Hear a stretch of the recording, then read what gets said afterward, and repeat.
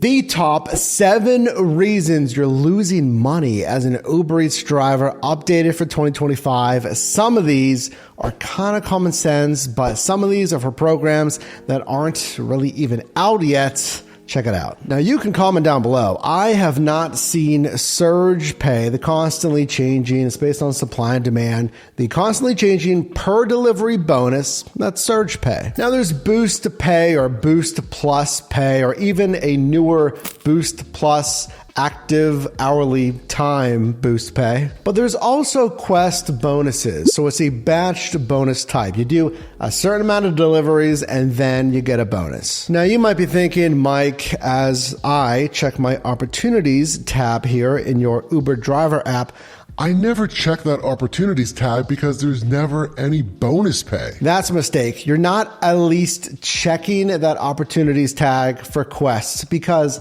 at least for my profile, you can let me know what you see, but I don't really do ride share. I'm signed up, I'm activated, and they seem to really want me to drive for ride share. Maybe it's my profile, maybe it's my city here in Pittsburgh. So I get a lot of quests that say rides only. Well, number one, you need to at least check it every now and then because you have to opt in. You're not just automatically opted in for a quest, and they might eventually send you a quest for eats. Well, I saw this one, 30 trips, rides, and eats here, deliveries, for an additional $40.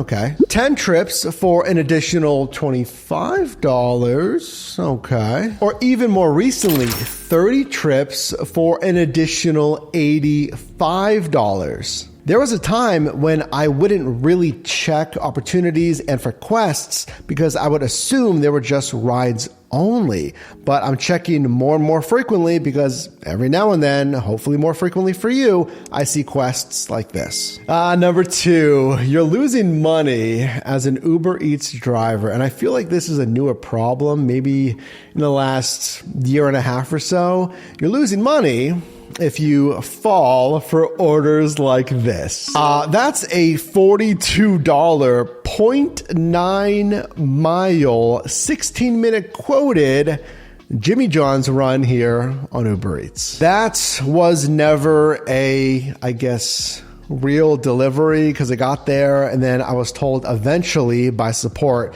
firstly by the restaurant, that I was like the third driver that came into it. They already gave it to somebody, another driver. I don't know why you're still getting requests. And then Uber support said, they told me sometimes our offers are sent to multiple carriers. So maybe a courier from another carrier took it. Granted, that was an older offer that I got here in Pittsburgh, but just in the last maybe 10 days or so at the time of filming this, I got this one. $29.09, an exclusive offer just for me, delivery, 7.6 miles, quoted to take 29 minutes. It's McDonald's, and I was told something very similar. I got there and the staff told me they didn't have these items specifically. They were out of stock. I contacted support. I was also told I wasn't the first driver that came for this customer. Now, yes, you can't 100% for sure tell when one of these orders is going to be what I call a ghost order. It's going to glitch out. These things are going to happen. I'm just saying, warning you, if it seems like not only good, but super good, way too good to be true, just move with caution. Because otherwise, you can't complete that offer and you wasted your time. And I didn't get any pay at all. Number 3 is the one that's basically common sense. You're losing money if you're accepting low dollar offers. $2, $3, $4, $4.25, $5, especially if that's coupled with like less than $1.20 a mile. $1.20 is like my floor minimum for you if it's a dead day driving, basically. Ideally $1.75 plus paid out per mile, and really ideally $2 to $3 plus. Because if you're accepting $2, $3, $4 offers, you can only complete 2 to 4 an hour.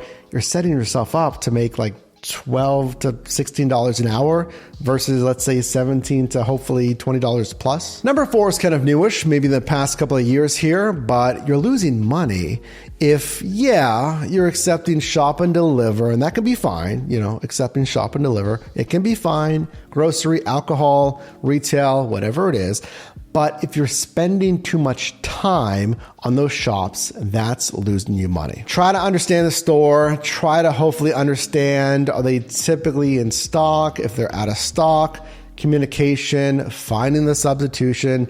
These apps are getting better at having pre-approved substitutions, but still, all of that takes more time. Versus imagine you're making the same $7.50, even the same exact mileage. So it's the same thing for the dollars to mile payout, but I'm doing a restaurant run, and typically the main problem is it's not ready, it takes more time waiting for the thing. But if it's ready, then I'm making the same $7.50. I'm not spending time in the store shopping. I'm not saying that all shop and delivers are bad, just the ones that are gonna tie you up in that store for so long. Number 5 is, yes, a brand new thing for 2025 because this program, their rewards program that's based on acceptance rating, in part their Preferred Deliveries program, isn't even in a lot of marketplaces. But it is available here in Pittsburgh, and I've tried it. And the mistake that loses you money is going for and increasing your acceptance rate for a rewards program that gives you priority to higher paying offers in your marketplace. But here's the thing, specifically for Uber Eats, if the high paying offers for all this work, increasing your acceptance rate, and for the high paying offers to be like $1.50 or less per mile. And then when you do get high paying offers, it can be pretty bad. And trust me,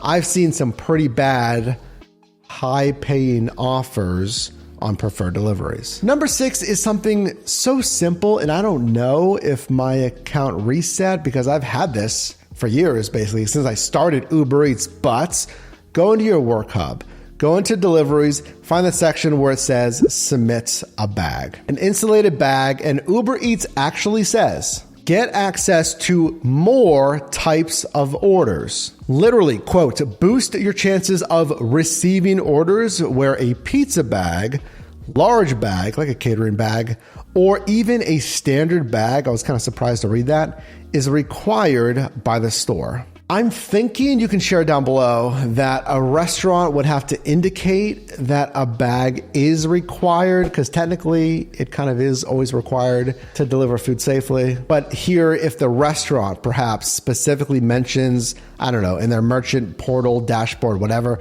that they require bags from drivers. But if you don't do that, if you don't submit a bag, then you're missing out, because those that submit the picture of the bag, it says, boost your chances of receiving more orders. And number 7, something that is more of a staple over the years driving for Uber Eats. You can get tips like the other platforms as an Uber Eats driver.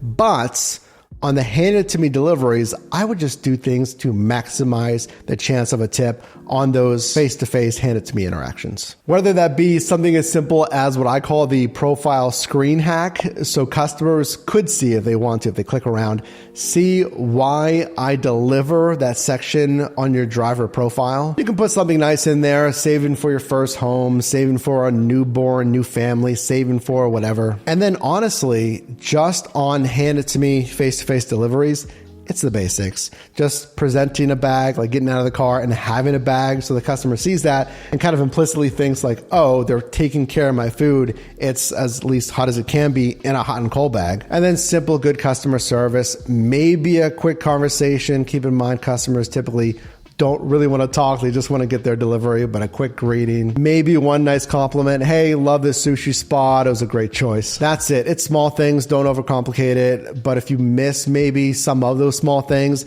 that a customer that would be thinking, well, I'll give them a $2, $3, $4 tip, is now thinking, they didn't really seem that friendly. They didn't really seem to take care of my food. $1. But let me know your thoughts though. Is there anything that I missed as an Uber Eats driver, or in your opinion, is another app just completely better?